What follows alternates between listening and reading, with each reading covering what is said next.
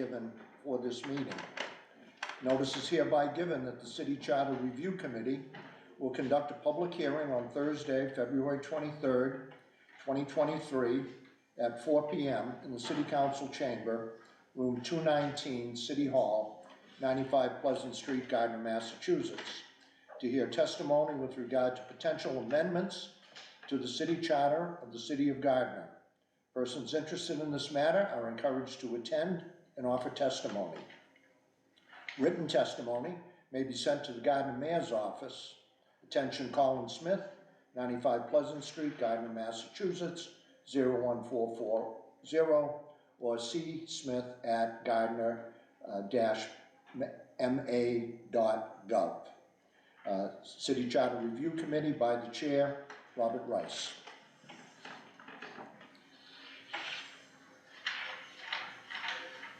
I have asked that anybody who wishes to testify sign in, giving their name and address. Is there anybody who wishes to testify who has not done so?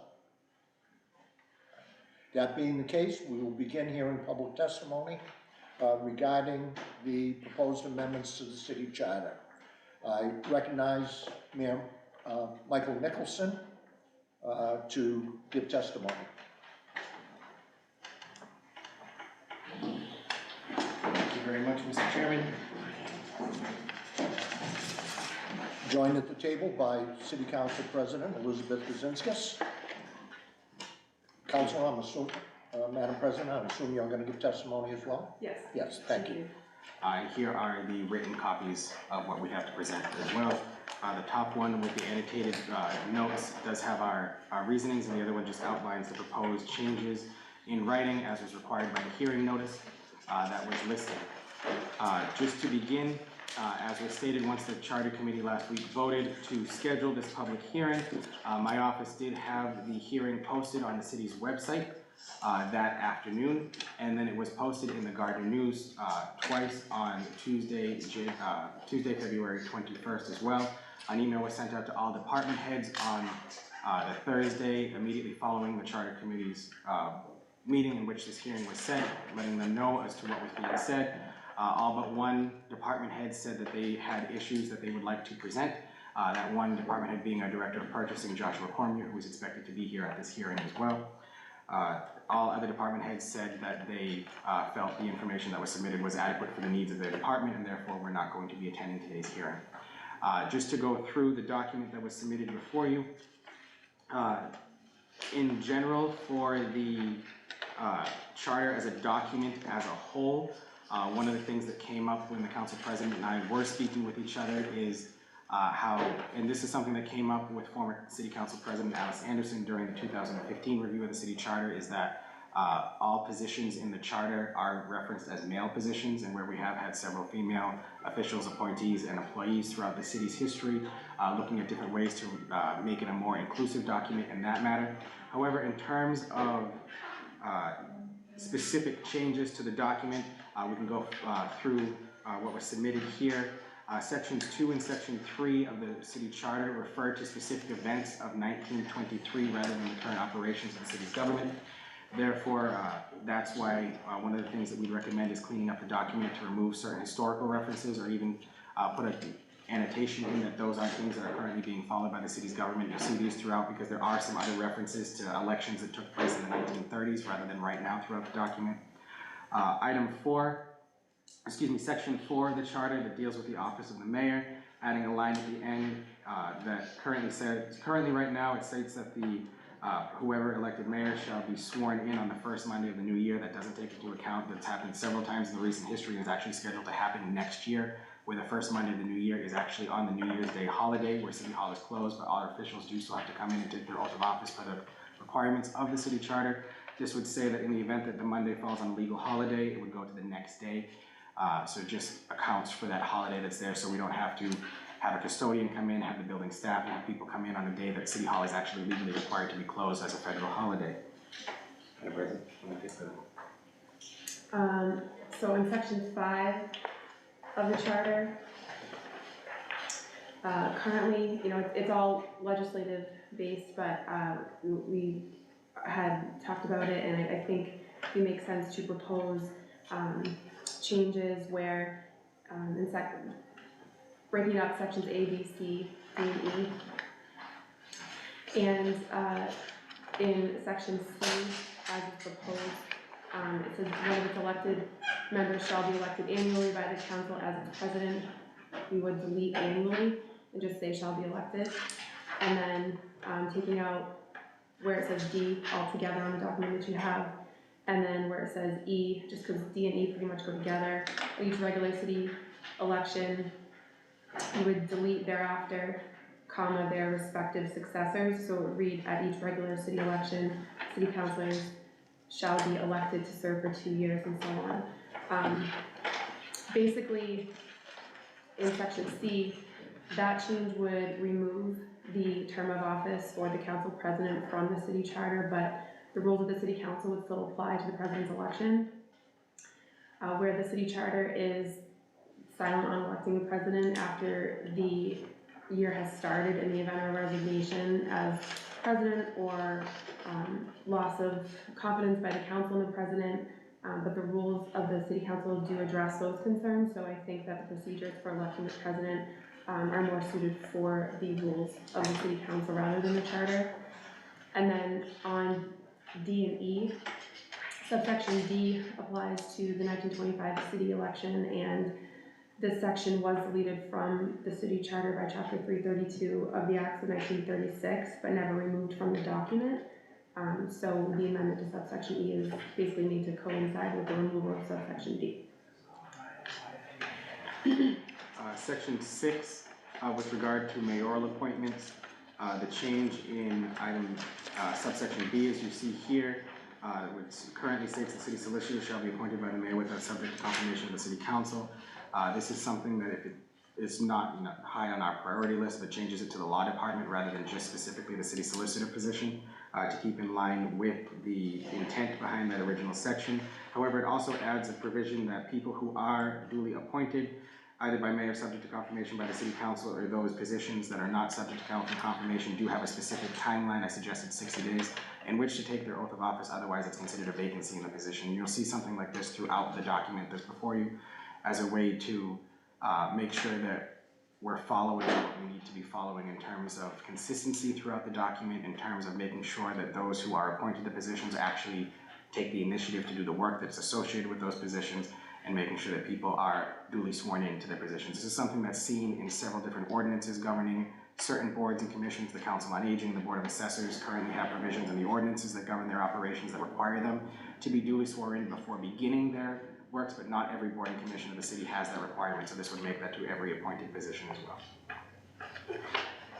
Section 7 of the city charter, we requested it be deleted in its entirety. It reflects to a previous election that took place in the 1930s. Section 8, we don't have any change proposed for that one.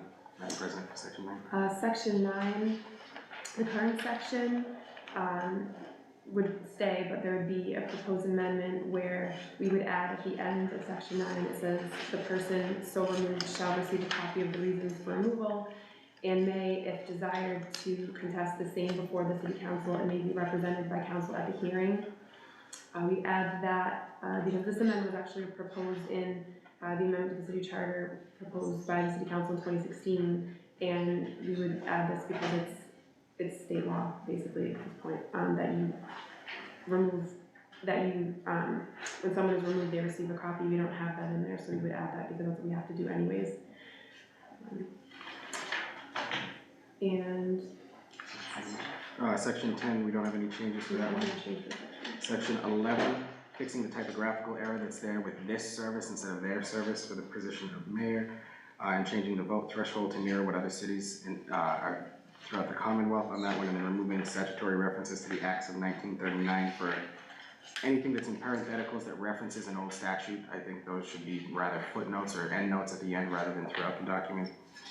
Section 12, in terms of the timeline there right now, and the council president can speak a little bit better to this, but the timeline is tight right now between when a preliminary election and a general election takes place in the city in terms of ordering The ballots that are there, certifying between certification of the election results and having to order new ballots and things like that. Right now, that 4-week timeline is very tight, at least for what the city clerk's office informed us of. So looking at mirroring what the state system is at doing 7 weeks instead of 4 weeks between the 2 consecutive elections. And this, this also agrees with the state election schedule, so we would be following that. And I think that because these have been adopted by the legislature in the last few years, it makes sense to follow the state election schedule. This was also proposed by the council in 2016 as well. Section 13, in terms of the nomination papers for candidates for office, this, as I've said before in our meetings, the charter committee and then with the city council at the meeting that set or that created this committee, I'm someone of the belief that something that says substantially of the following form should not be in a specific governing document, but rather the actual operations of the government should be in there. So that's why we're moving the example of what a nomination paper could look like, but also creating a timeline in there that fits more in line with what the state calendar is and is more conducive to what actual operations are. If you look at what we just talked about too, between those 4 weeks and things, a lot has changed in terms of when timeline processes are available between 1923 and now. This would require that the city clerk issue nomination papers in the beginning of February and have them due at the end of May to mimic the council calendar period. It does not change the threshold of signatures that are required. It stays at 50 for all positions in the city. Again, this just follows what is done at the state level to keep all elections congruent and consistent with each other. Sections 15 through 17, we're not recommending any changes. Section 18, right now the charter requires that the results of the preliminary election be published in one or more newspapers in the city and shall be posted the same in a conspicuous place in City Hall, where we have seen a decline in newspapers across the United States, not just here in Gardner and in Massachusetts. That's something I would recommend looking at. Because right now, state law in terms of publishing in a newspaper means a printed newspaper, not an online newspaper. So just trying to plan ahead for how things and transitions may happen. While we are lucky still to have the Gardner News in Gardner, I worry about if things happen, if some consolidations happen in the future, and we need to be planning for the future, especially in a document that governs how we have to operate moving forward 10, 20, 50 years from now, not just now. So that's one of the recommendations we have there. Section 19, 20, and 21, we are not recommending any changes. Section 22, recommending removing in its entirety, as that deals with an old election as well. Section 23 deals with the swearing in of the people elected to serve as mayor and city councilors. This does reflect the change that was in Section 4 of allowing it to fall on the next place when New Year's Day falls on the first Monday in January, but also does set that 60-day time limit for when an oath of office must be taken before it's considered a vacancy in that office. Madam President. Section 24, this has to do with clarifying the voting threshold, and it makes it in line with the public records law and the open meeting law. So if you look in section 24, item 1, we'd be adding to a majority of the council shall constitute a quorum, and the affirmative vote of a majority of all the members of the council present and voting would be added, shall be necessary to adopt any motion, resolution, or ordinance unless otherwise specified under the general laws. So it's keeping in line there. And then if you further to item number 2 there, the city council shall from time to time establish rules for its proceedings, regular and special meetings of the council shall be held at a time and place fixed by ordinance, and then add in as required by the general laws. And the next line, add in after all legislative sessions shall be open to the public, adding in unless exempted under the open meeting law for purposes of executive session, to clarify there regarding executive session. And then as you can see in the last sentence there, a full and accurate journal of proceedings of the council shall be kept and shall be open to inspection of, adding the public and deleting any registered voter of the city. Again, to just make that clearer. In section 25, this basically just adding in the very first line of section 25 where it says the city council may, we would add in comma by majority vote comma at any time request from the mayor specific information upon any municipal matter within its jurisdiction, etc. So there, this amendment basically just is trying to clarify the procedure that is listed in section 25, for when the council issues a specific information request of the mayor or the executive, and how we do it. We typically vote and typically do that, but this just makes it clear and puts it, in, it puts the procedure on paper, basically is what it does. And then section 26.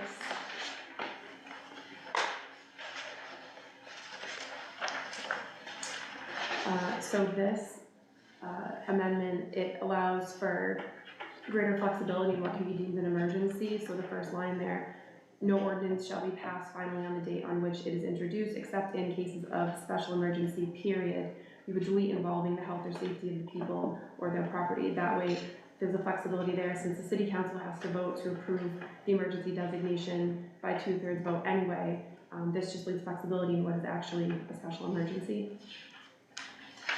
Sections 27, 28, there's no change proposed. Section 29 is very similar to what we spoke about earlier with regard to newspapers in the city, as right now the charter requires that all ordinances be published in full in at least one newspaper in the city and in any additional manner provided by ordinance. This would change that to in summary in a manner provided by ordinance. So it would take it out of the charter to allow for greater flexibility. There's nothing saying an ordinance could not be adopted by the city council requiring it be a newspaper, but at least makes it so that the city can plan for future things, particularly now that, again, publication in a newspaper means a printed newspaper, not an online. And then again, removes the parenthetical reference in the document itself. Section 30 relates. Mr. Mayor, so on section 29 as well, the current clerk's office is in the red, and lengthy ordinances can take up a full newspaper page at times. It's pretty costly to do that, and so we had a building ordinance recently that was 12 pages long that took up a whole page, and so having to, print those every single time, it just adds up, and there's a lot more in the clerk's offices now. So just in that side, speaking to the city clerk, I think that would be a better use of their funds.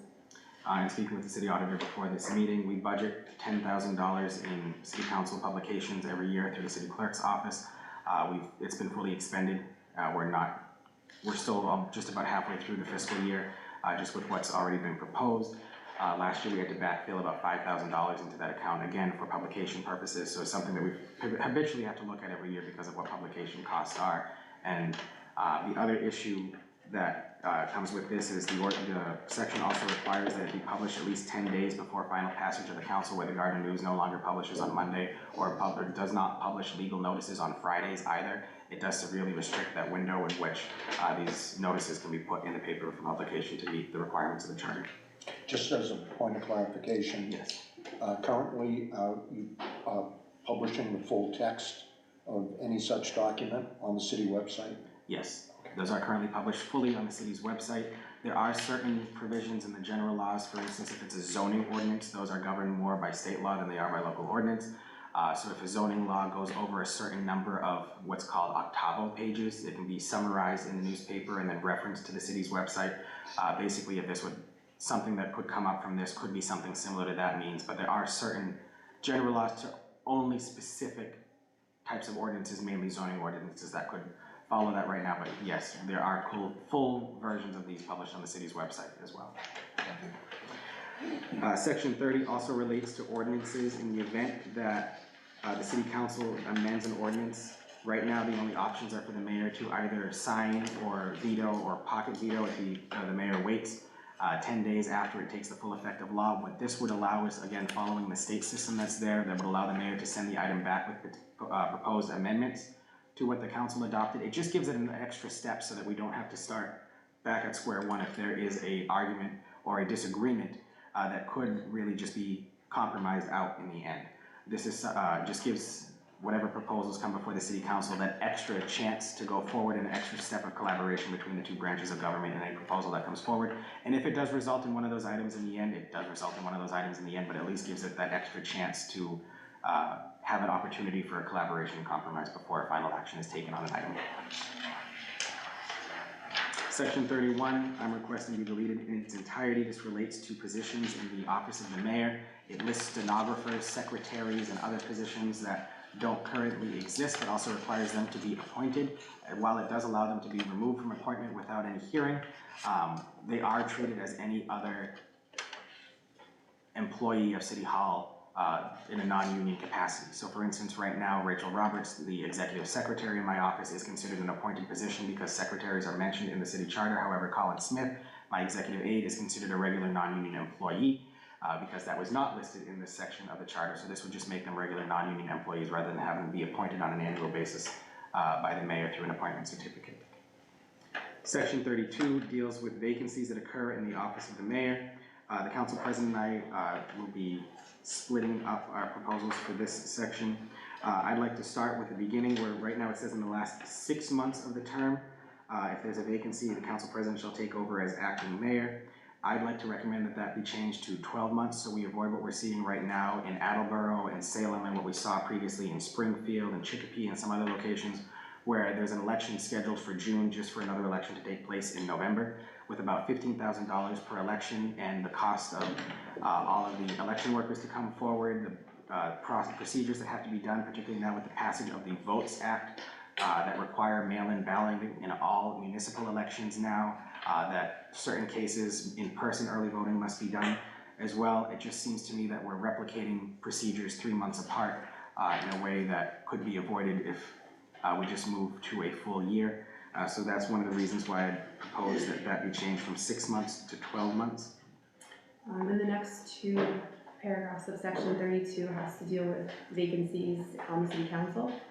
And the proposed amendments basically unify that method for filling the vacancies that currently exist on the city council and school committees. So the current charter doesn't have a way to fill a vacancy in the position of the city councilor at large if there's no seventh candidate. So as the second paragraph would read, if a vacancy occurs in the position of councilor at large, the city council, we would add by a majority vote shall elect a resident of the city at large to fill the vacancy for the unexpired term. And then the third paragraph, which deals with ward councilor positions, it would say if a vacancy occurs in the position of ward councilor, the city council by a majority vote shall, we would add and take out may, elect a resident of the same ward to fill the vacancy for the unexpired term. So they would be more uniform, and again, it would address if there was no seventh candidate for the councils at large. In terms of the rest of the section here, again, going to the next paragraph, that 12-month term at the end, where it would be 12 months, and only if the proposal would have changing that 6 months to 12 months. I believe if it states to 6, I wouldn't recommend this. If it does say 12 months, I would also recommend looking at the phrase only in matters not admitting of delay for the acting mayor, because there's a lot that can happen in 12 months that are there, but then adding additional language that says even in the event that the mayor is unable to perform their duties beyond 60 days, so it actually sets a timeline on the clock that starts when an acting mayor takes place, and then adds a compensation factor of 75% of the current mayor's pay, so that that can be documented in the city charter as well, since the mayor's compensation is documented in the charter earlier on. Section 33, Section 34 are currently in conflict with the procurement laws under Chapter 30B of the general laws, so recommending that those be deleted in their entirety. It is not lawful for the city to follow those in its current state, as we can be more stringent than state law, but not less restrictive, and these provisions are less restrictive than the requirements of Chapter 30B. Section 35, I'm also recommending that it be deleted in its entirety. This is the section that states that the mayor must sign off on all contracts at a value over $1,000. This does severely restrict what our city departments are able to do and able to go out for bid for, and some vendors actually turn away the city knowing that they have to sign a contract if it's something as simple as $1,000 or $1,100, rather than just having to go through a sale. State law currently governs this through Chapter 30B of the general laws and sets the threshold at $10,000. So by deleting this, we would actually default back to Chapter 30B of the general laws. And that way, if that statute does change later on through any other means, just as it was last year in certain cases, it would just allow the city to just follow what state law says rather than have a specific item here. And what I mean by recently changed last year is 30B was amended last year to make it so that Under the current system, anything under $10,000 is considered smart business practices per the general law. So what that means is we have to make an effort to get different quotes. Anything between $10,000 and $50,000, we have to solicit 3 quotes. Anything over $50,000, we have to get sealed bids for. It was amended last year to exempt school departments from that provision. It says that anything under $100,000 just needs to be solicited 3 quotes rather than sealed bids between 50 and 100. However, our school department is unable to follow that because of this section of the city charter that still requires us to have a contract in place for everything over $1,000. So that's another way in which this charter, again, really does limit us in seeing how state law is continuing to evolve to make these processes easier in the modern environment while we're still restricted by what we have to do here. We're not proposing any changes to section 36. Section 37 does take away references to past municipal elections and the Monte Regional School Committee because that's a footnote that's in this charter rather than an actual provision of the section. But it also adds the school committee shall consist of the mayor, and I propose adding or their designee, while later on in the charter, it does say that in all meetings where the mayor is not present, the vice chair does serve as its chairperson. I don't believe that that should also take away the ability of the administration to voice concerns or comments or things like that that are pending before the school committee. So if there isn't a time that the mayor has to be away, still being able to have that extra voice on the school committee that's there. So while we are covered in who chairs the meeting, there's sometimes perspective that also needs to be had. So that's why that's being proposed there as well. Section 38 states that the school committee must annually elect a superintendent of schools as set forth by a specific section of the general laws that was changed and amended probably 4 or 5 times since this section of the city charter was added. We currently hire the superintendent of schools for, I believe, a period of 3 to 5 years. So this is, again, something that we don't currently follow. It's in conflict with state law and is not subject to what was currently operating under the school committee. And then at the end, it does add that in the event where New Year's Day falls on a Monday, since the city council must organize on the first Monday except in a holiday, that provision was not carried over into this section for the school committee, so it moves the school committee to the first Wednesday, just to, again, clean things up with how things are currently in line with what's going on. Sections 39 through 42, there's no changes proposed. Section 43 provides the same timeline of 60 days for the administration of the oath of office for members of the school committee. Sections 44 through 50, there's no changes proposed. Section 51 is currently in conflict with the general law, so recommending deleting that in its entirety. Section 52, no changes proposed. Section 53 relates to a former ballot question that adopted the original charter, so recommending moving that. I'm recommending that the committee look at a new section 54. The only position that's referenced in the charter that's not specifically called out in terms of taking oath of office, in terms of how its appointing goes and things like that nature, is the representatives to the Montezuma Regional School Committee. This is something that is governed by the district agreement as is stated in an earlier section of the city charter. But again, if we're being consistent with all our positions, this is a position that I believe should be consistent throughout the charter that's there. So it would add that 60-day provision for the oath of office. And again, if there's an extenuating circumstances, the council and school committee by joint convention, or the council, the school committee, or the council and the mayor can extend that from 60 days to 90 days for extenuating circumstances that are out there. And then the last section was brought up in the 2015 review of the city charter as different session laws that are currently on the books that have never been repealed that relate to the operations of the city's government in terms of setting city contracts over $500, what employees are considered full-time, whether the mayor's salary shall be over $4,000 per year or not, different things like that, that some are in conflict with 30B, some are in conflict with current ordinances, some are in conflict with the charter itself, recommending that in whatever ballot question does potentially get proposed, also including a provision to repeal all of those laws so that they are off the books and we don't have conflicting statutes governing how the city operates. And that is the bulk of our joint testimony. Mayor, just one question under the other proposals. Is any action that this committee would take regarding that outside the purview of our charge? I would say, because it directly relates to the city charter, and these were the amendments to the city charter that had been proposed in the past. So basically this act would then become one of those items on that list that would authorize those amendments to the charter. this would basically be the new item to add to that list that basically says this supersedes those other priorities that, through this amendment process. Okay. Thank you. Thank you. Madam President, anything else you'd like to add? No, thank you, Mr. Chairman, thank you, committee members. Yeah? Thank you. No, nothing else. Thank you very much. Any questions of the mayor and the council president? At the present time. Okay. Thank you very much. Thank you. Thank you. very much. One clarification, I said earlier that we would be hearing testimony in the order in which people signed up. The committee did approve rules at our last meeting, which provides that testimony from elected officials will come first. So therefore, we'll take elected officials in the order in which they have signed. Councilor Walsh. Thank you, Mr. Chairman. I didn't see that the mayor or the council president signed in, did they? They did not. We made special provision for that in our rules. As well they deserve.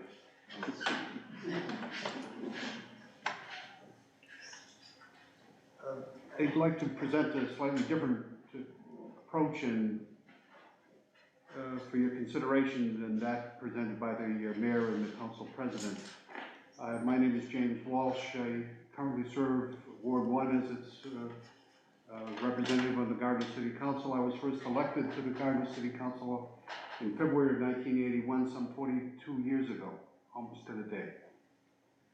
I've served since that time as Ward 1 councilor, Ward 2 councilor, or councilor at large.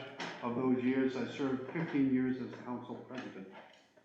I also served 4 years as city solicitor, city's lawyer, and served 2 stints as acting mayor, one in 1989, more recently in 2020. I've seen most everything that can happen in city government over the course of that period of time, and so I have I think a pretty good perspective on what needs are served by the charter and what amendments are appropriate.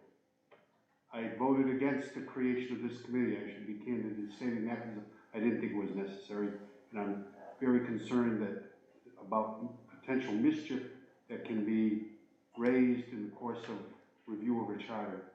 I was pleased to see that this membership of the committee was chosen and approved by the council, and some of those concerns are less of an issue for me on an ongoing basis. When this was first proposed by the mayor, this charter review, I asked a simple question. What in the current provisions of the charter are you obligated to do that the charter prohibits you to do? And also what provisions can't you do that the charter mandates that you must do? The answer I had was twofold, or actually a single one, and that had to do with the approval of contracts over $1,000. That was the only one. Everything else is surplusage, in my opinion. The charter should be revised sparingly. It has served us well for over 100 years, or just about 100 years, I should say. We're nearing our 100th birthday here as a city in 2023. It should be done with a careful view of what has been done over the course of that century and what we've been able to achieve during the course of that century. These wholesale changes being recommended are unnecessary. The only one that I would recommend, if you're going to be looking at it narrowly, is the change of the preliminary elections from 4 weeks, from 4 weeks before the final election to 7 weeks. Given the changes in voting laws that have occurred, that becomes necessary in order to achieve an orderly election process. That's the only one I would change. The election of the city council president should be annual. It should be in the charter. I was elected 15 times as council president, and the council president should stand to each of the members of the council and be endorsed by them on an annual basis. I'm not gonna go through each of the sections that are being proposed for change, but they are unnecessary in my opinion. If you need a more expansive view than what I've suggested is the only one that's necessary. The work was done by the City Council in 2015. We underwent an expansive section-by-section review of the charter at that time. It was based upon a section-by-section analysis of our existing charter by the law department and by City Solicitor John Flick, who still serves in that capacity. As a result of that careful analysis, Council passed a charter amendment for submission to the General Court for approval and submission to the electorate, but it was vetoed by the mayor. And because of the Constitution, the requirement is that the mayor and the council approve it, it could not proceed further. But the work has been done. If you feel the need to look at a more expansive view, the package is there. I believe you all have a copy of it.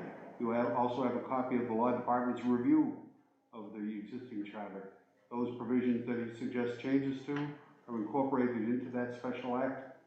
Those provisions, some provisions, many provisions he suggested are obsolete and that they just be eliminated or that they're unenforceable. They should be changed or eliminated. If you feel the need to look at a more expansive view of amendments, the work has been done. It was based upon months and months of work that was only done because the mayor couldn't get 4 years of a 4-year term of office at that time. So, in summary, be careful what you do, be narrow in what you do, I suggest. If you feel the need to be more expansive, look carefully at what has already been done. It was the product of months and months of work by dedicated people in the law department and on the city council. Thank you very much. Thank you, I'll be Councilor. happy to answer any questions if there are any. If none, thank you very much. Thank you very much, Councilor Walsh. Councilor Mack. Good afternoon. Afternoon, Councilor. I'm Judy Mack. I'm a city councilor at large. I'm serving my third year, my second term as a city councilor. First and foremost, I thank you all for serving on this committee because I know it's very time consuming and it's a lot of work. I do believe that there are sections of the city charter that do need to be amended. I don't think we need a total rewrite of the document, but I do think it has to be aligned with our current state laws and our current procedures and policies to run the city effectively. One of the things I am in favor of, as Councilor Walsh said, is that the president of the council should be elected annually by the council. There is no position that should be given carte blanche for a 2-year term or anything longer. We all need to be held accountable for our behaviors and our responsibilities as elected officials, which leads me to I just have one brief amendment. It actually is an addition, and this, obviously is something as well that could be taken up with the rules of the city council as well. But there is nothing speaking to this in the rules or to the city charter. It's an addition to section 11 after paragraph 2 that city councilors be allowed to miss up to 2 scheduled meetings in a calendar year. The salary for the city council member will be reduced by 10% for each scheduled meeting missed beyond 2 in a calendar year. City councilors should communicate to the city clerk of their impending absence prior to any scheduled meeting, except in an emergency. Today, in this day and age, members can make arrangements with the city clerk to attend via different electronic means. Due to extenuous circumstances, a councilor can miss up to 2 meetings without participating through virtual or audio participation. We all know today that we can call into meetings, and with the pandemic that we attended on Zoom for many months. My rationale is that the participation and attendance of all elected officials is an important part of our commitment to those who elect us for office.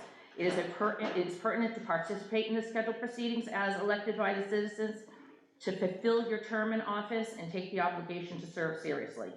Counselors do, as school committee members, do most of our work outside of the chambers by attending subcommittee meetings and researching information.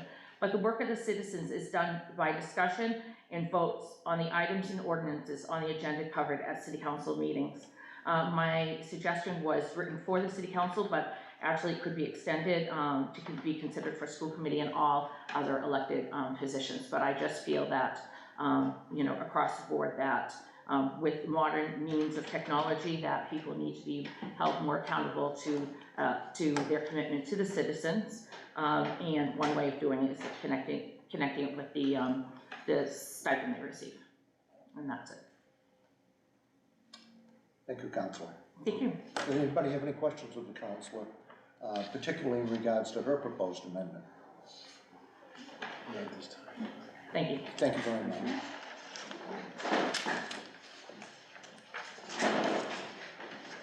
Counselor Boone.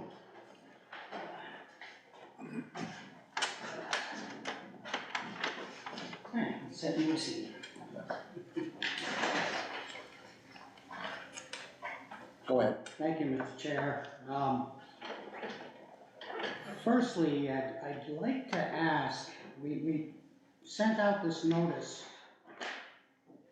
for the public about a meeting regarding the city charter. And how would a normal citizen know where to find the proposed changes, the current charter, anything in this proposal, for them to be able to make and join us in this council chambers to be able to talk to some of the charter proposals? When, in our November meeting, November meeting, we had a proposal, and we had 1 through 20 proposals, and then there were 1 through 10 suggestions in our November meeting, and we voted on that, and I voted in favor to seeing the changes, mainly because of clearing up some of the inconsistent issues with, things that are out of date, and that was mainly the point.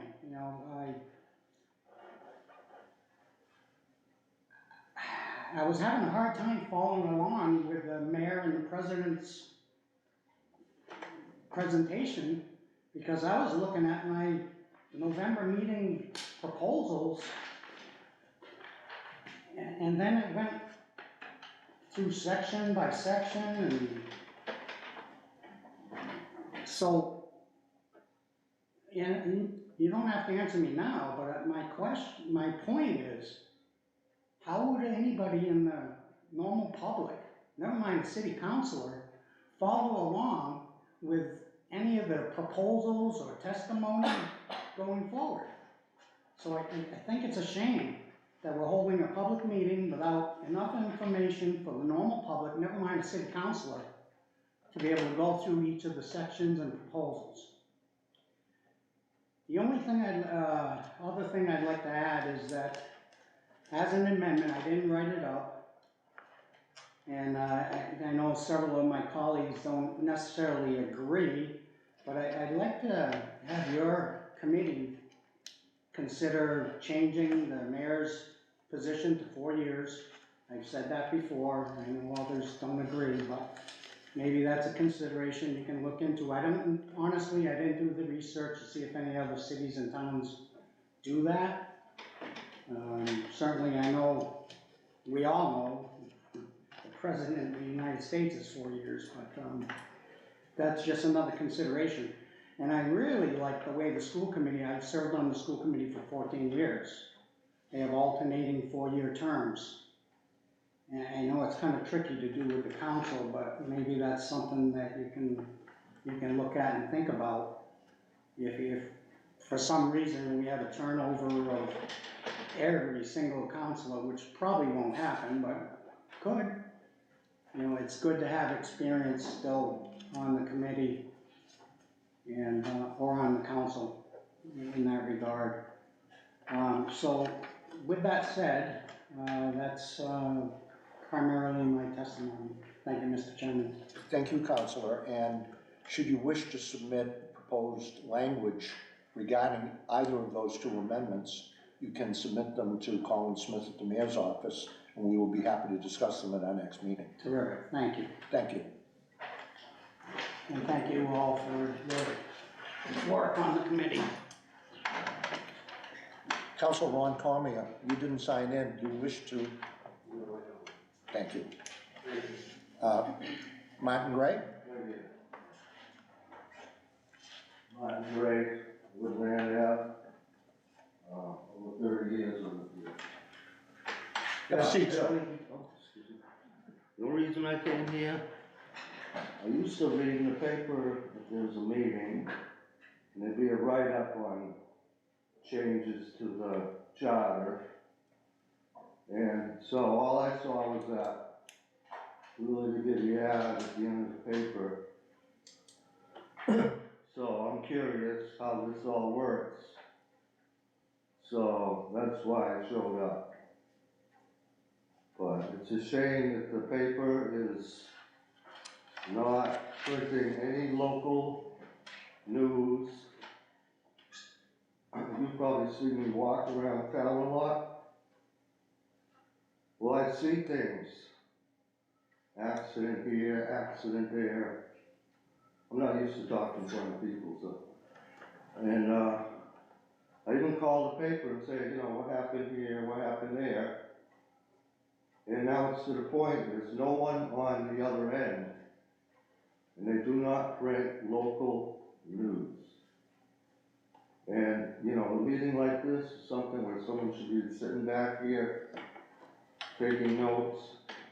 We have nothing. And it's a shame, and I'm really afraid we're up for corruption next. Because no one's accountable for anything. That's all. Thank you. Thank you, Mr. Gray.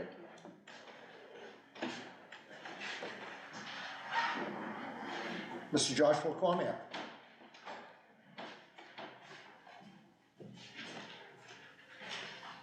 Thank you. I'm gonna be pretty quick. As you know, I've been around for a little while. I've been a resident here for all my life. I've served on the school committee, city council. For the last 10 years, I've been a full-time employee for the city. For the last 3.5 years, I've been the director of purchasing and civil enforcement. I'm just gonna speak to the proposed amendment number 16 related to section 35 that was presented in the mayor's presentation that I believe you reviewed at your last meeting on February 16th. I found it in the agenda. As noted, section 35 requires us to have a contract for between $1,000 and $10,000 where Mass General Law doesn't. There are times that causes a problem. Emergencies, we can make something happen. We can do it within 24 hours. But there are times where we have little things like choreography for the cheerleaders, $2,000 contract has to be delayed because I need 6 signatures. Even though the charter requires just the department head and the mayor, we keep it and we maintain the same, all contracts maintain the same process where vendor, department head, purchasing director, city solicitor, city auditor, and the mayor sign. It's done through DocuSign now, so it doesn't take as long as it once did. As technology has changed, we can usually get it done, but it requires everybody to be available. The charter doesn't look at who's available or not. So I just wanted to come and just support and be here just in case there were questions on it, because it does present an obstacle to some people. And again, the $1,000 of 1923 is a lot different now. So some of those projects don't necessarily fit.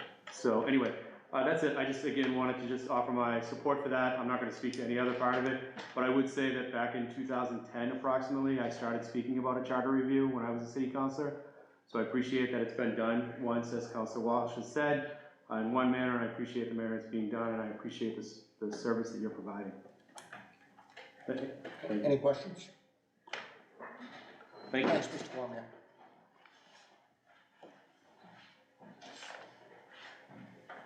Attorney Scott Graves. Did I put a turn in? I hope I didn't. No, you didn't, but we'll give you your title. I appreciate it.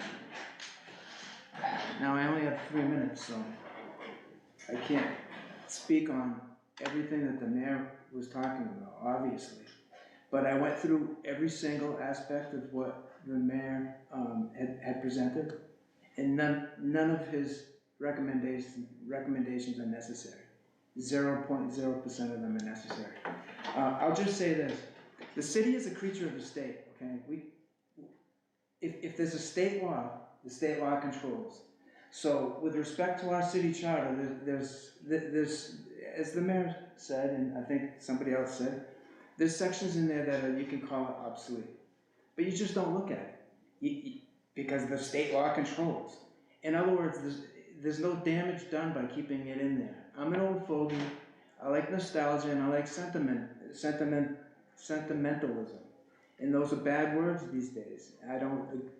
I'm just an old fogey. To me, the city charter, and I agree with Councilor Walsh, has been working perfectly for 100 years. And the challenge to that is lawsuits. If there's something wrong with the charter, you get sued, and then you gotta change the charter. We never got sued over the charter, as far as I know. And Councilor Walsh said at a recent meeting, he said, there's little or nothing that we can or can't do because of the city charter. I would amend that to say there's nothing that we can or can't do because of the city charter. Now, I just think it's an obsession with nitpicking every little thing that can be changed in the city charter. And I don't think that we should go to length. Nothing's more severe, let me put it this way, nothing's more severe or serious than changing a city charter, especially one that's 100 years old. And when it got created in 1923, this city was a great city, not that it isn't now, but it was a top city in this nation for industry and for immigrants. Anybody that wanted to work here could come to Gardner and get a job. And part of our legacy, we don't have many legacies left. They're getting torn down. But one legacy we do have left is the city charter. And I think it should be respected and actually admired, because it's worked so well over the last 100 years. But let me just say this. I also have suspicions on what's going on, because I lived through what we did with Mayor Hawk. And this committee, I'm equally as pleased with the makeup of this committee. Every one of you, the familiar faces, we trust you guys. But what you say doesn't matter. You're totally irrelevant, because there's two ways to do this. We could do it the statutory way, which is the home rule charter, or we can do the home rule petition, special act. So we're doing the special act. You guys don't matter. So you could spend a year doing your thing, and you can issue your recommendations, and the mayor's gonna go, that's nice. And then it's gonna go to the city council, and the city council can change everything you do, which is basically what we did last time. We took the commission's recommendations, and we said, we don't like a lot of this, and we did it our way. We had the law department go through everything, and just tell us what doesn't work. Tell us if there's anything that's illegal or something that's gonna get us into trouble.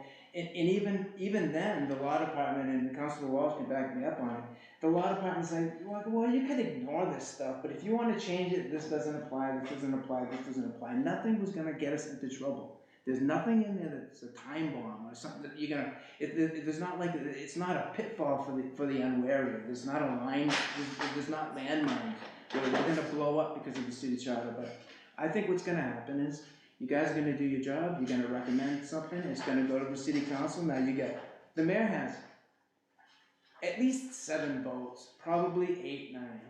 So whatever the mayor wants, he's gonna get here at the end of the day. Because the city council's gonna stamp it, and they're gonna send it to the Beacon Hill, and then it's gonna come back and it'll go to the people. And last local meeting, we had 11% of the registered voters voted. So the people, they're just gonna vote for it. They're gonna say, oh, change, new charter, let's go. So what's gonna happen is, you're gonna see a bunch, so what you just saw the mayor propose, you're gonna see a lot more different things than this at the end. And it's gonna be after you guys do your job. Now, if I could I just have to say, there's nothing in the city council rules that say anything about the council president. How to vote, how to elect the city council president, how long she sits there or he sits there. It's not in the council rules. So they're saying something that's not a fact. As far as And I got a lot of stuff, and if you want, I can send it to you in writing, because it's just too much. But, We'd be happy to accept any written testimony. I'd be happy to do it, but for instance, section 11, the mayor shall receive for services such salary as city council by ordinance passed by majority. You don't have to, the thing is, that's covered by section 43, section 17A. What Josh was talking about, the $1,000, there's a state law, it's $5,000 now. Okay, so the state law says anything, so it's gonna be $5,000 no matter what you do, because, it's not procurement, it's chapter 43, section 29. It's $5,000, so any contract of $5,000 or more, or $5,000 or more has to be a contract. But if you look at our charter, it says, all contracts made by any department, board, commission in which the amount involved is $1,000 or more shall be in writing. It doesn't say when you have to get the writing. So you go and buy something, you just like, make sure we put that in writing later, and then the next clause says, any contract made as aforesaid may be required to such and such and such. You can ignore all that, because we know what may means. May is like, you can do it or you don't have to do it. So I don't see any mischief in that, in that section at all. And it's not procurement, procurement, I never can say that word right. It's $10,000 or more, you need, Josh knows you have to make a file, and then quotations have to go out for bid, but that doesn't, this section doesn't apply to that. Procurement is something totally different than this, totally different.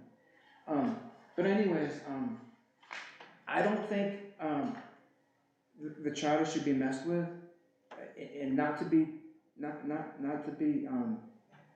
negative, but I think it's silly. I think this is silly. We tried this before. History proved that it's an act of futility. However, now we have, Mayor Hawk didn't have 6 votes.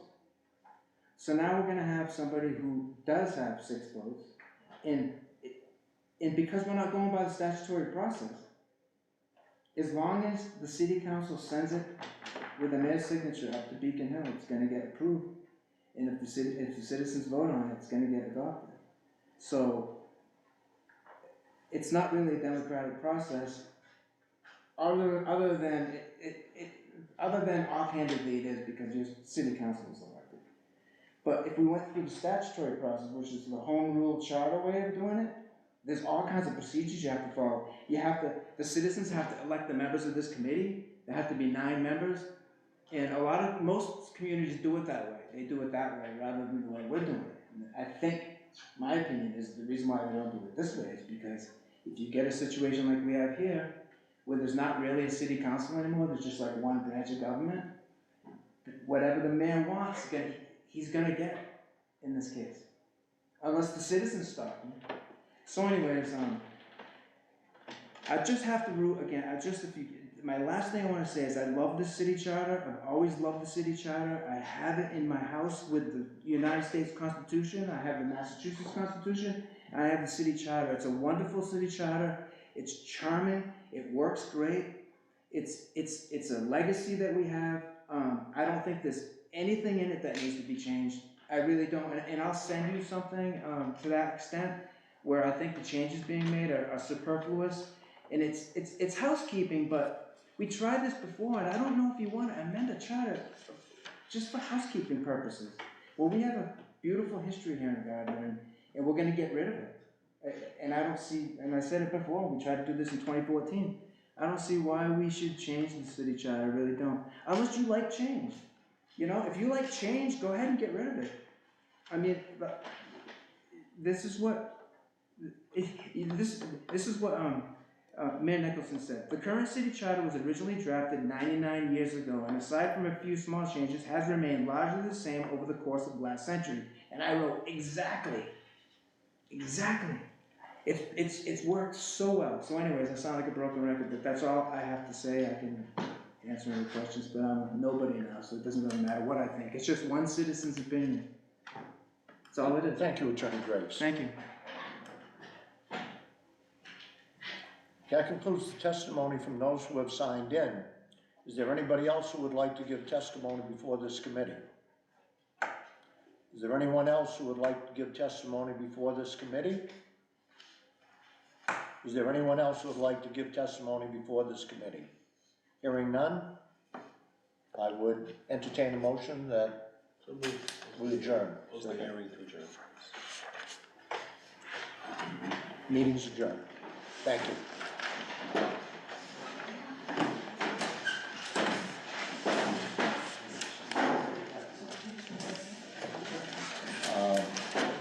Next meeting, I'm away next week. Good, give us a couple of weeks because I've been kind of tired of having a chance to work on my something like that. Yeah, I've got some things to deal with before Monday, this coming week, so I'd like some time. I'm not even sure how to approach this, but to be frank with you, I am here. Today is the 23rd. I am here until Tuesday the 14th. So we would have to meet on either the 13th or I will be back at the beginning of May if we want to let this percolate for a little while. The 13th, there's a school committee meeting at 6:30, so that would be the only thing I have to obviously be there for that.